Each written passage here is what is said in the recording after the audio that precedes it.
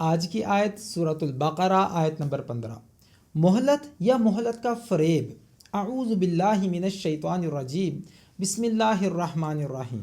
اللہ سبحانہ و تعالیٰ نے ارشاد فرمایا، اللہ یستہزئ بہم ویمدہم فی طغیانہم یعمہون، یعنی اللہ سبحانہ و تعالیٰ ان سے مذاق کرتا ہے اور انہیں ان کی سرکشی میں ڈھیل دیتا چلا جاتا ہے یہاں تک کہ وہ بھٹکتے رہتے ہیں۔ اللہ سبحانہ و تعالیٰ کی طرف سے مذاق ایک سنجیدہ قانون۔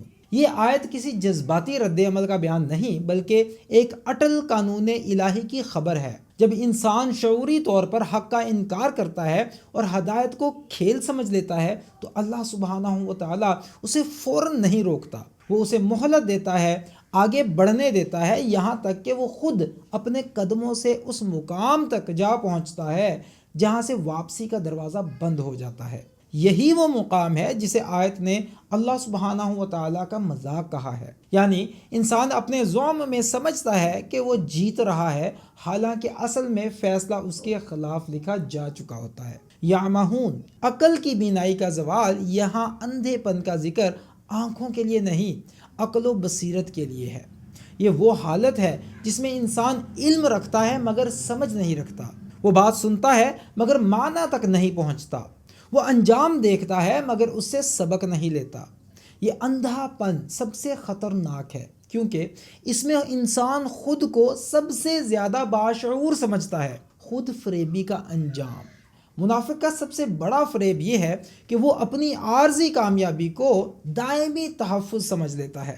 وہ سمجھتا ہے کہ دین والوں کا مذاق اڑا کر، حق کو کمزور کر کے وہ خود محفوظ ہو گیا ہے، حالانکہ وہ جس راستے پر چل رہا ہوتا ہے وہ راستہ اسے کسی دشمن کے جال میں نہیں بلکہ اپنی ہی ہلاکت کی طرف لے جا رہا ہوتا ہے۔ پریکٹیکلی ہم اس آیت مبارکہ کو اپنی زندگی میں کیسے لا سکتے ہیں؟ ڈھیل کو امن نہ سمجھو۔